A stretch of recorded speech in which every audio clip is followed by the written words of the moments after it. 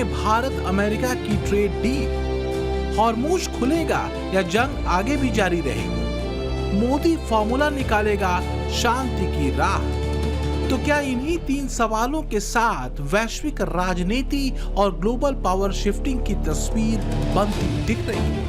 क्योंकि एक बात तो तय है कि मिडिल ईस्ट टेंशन के जिस भंवर में पूरी दुनिया फंसी है, उस भंवर से दुनिया को कोई शांति सूत्र वाला शख्स ही निकाल सकता है। ट्रंप जैसा अस्थिर और मुनीर जैसा आतंकी दिमाग तो कतई नहीं। बंद पड़े हॉर्मुज स्ट्रेट ने दुनिया के आर्थिक तापमान को चढ़ाया हुआ है। ट्रंप अब जमीन पर आ रहे हैं। एक साथ कई फ्रंट खुलने से अमेरिका की मिट्टी पलीद हो चुकी है और अब तो ये कहा जा रहा है कि सब कुछ लुटा के होश में आए तो क्या हुआ। अब सवाल उठ रहे हैं कि क्या अब ट्रंप की आखिरी उम्मीद पीएम मोदी से है? क्या मोदी गेम चेंजर बनेंगे?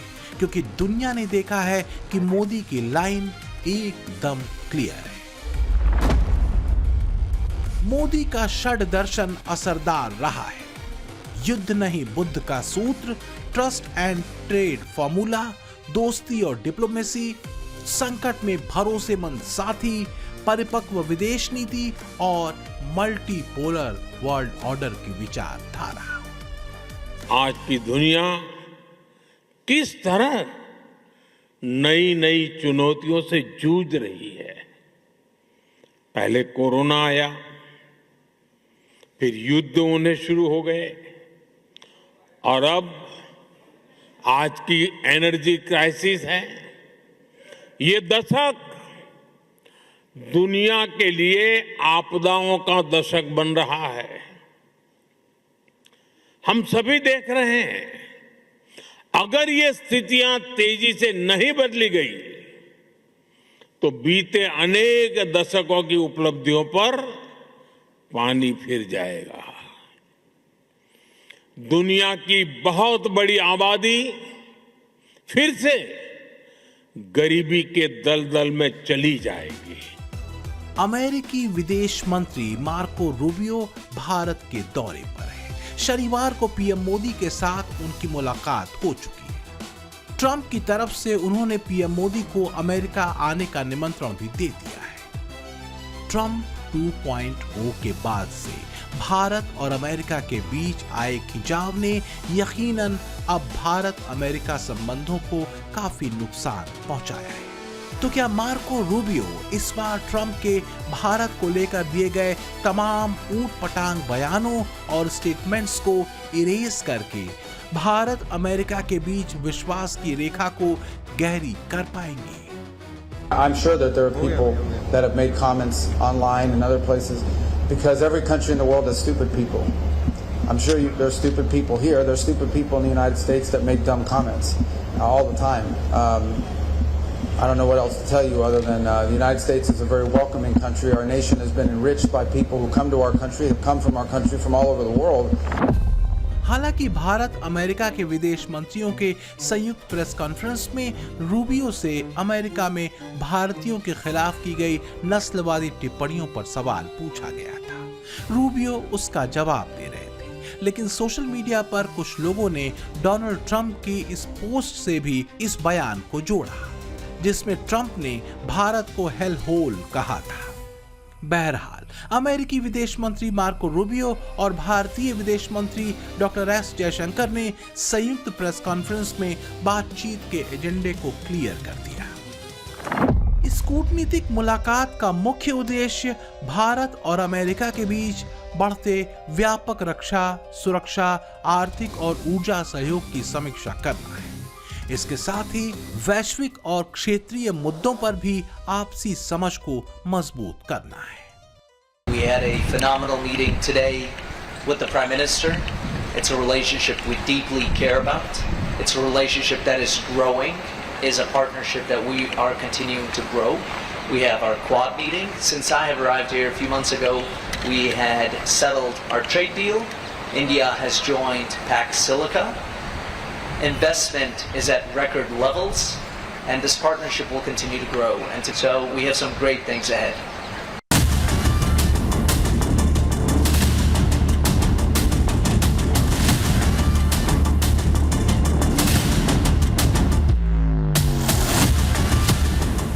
पीएम मोदी विश्व बंधुत्व के सूत्र पर दोस्त बनाते रहे, दोस्ती निभाते रहे, ट्रस्ट और ट्रेड दोनों मजबूत करते रहे, जबकि नोबेल शांति पुरस्कार पाने को बेताब रहे ट्रंप युद्ध करते रहे और दुनिया को आर्थिक संकट की तरफ धकेलते रहे।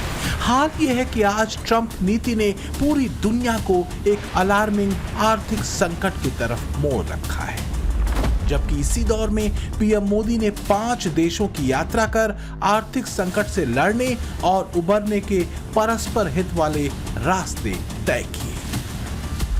A great milestone building on the trade agreement between the European Union and India, and it will enable our countries to work together even more closely across a wide range of areas. Together we can drive ambitious innovation to strengthen both our countries in clean energy, water management, defense, and in high-tech and semiconductor industries. And some of these areas may be new to our bilateral relationship, but our cooperation itself is not. In our long shared history, we've learned that we have a great deal to offer each other. And it gives me great pleasure to highlight that message together with you as we launch this strategic partnership between India and the Netherlands.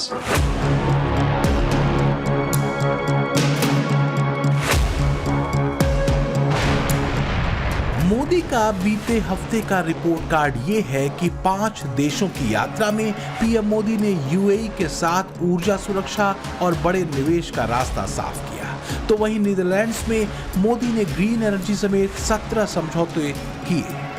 Sweden के साथ रणनीतिक साझेदारी को लेकर प्रतिबद्धता मजबूत हुई, तो वहीं पीएम मोदी को स्वीडन के सर्वोच्च सम्मान royal order of the polar star से भी सम्मानित किया गया। नॉर्वे में पीएम मोदी भारत नॉर्डिक शिखर सम्मेलन में शामिल हुए, तो वहीं इटली में आईमेक्स सहयोग के साथ ही कई डील्स हुई।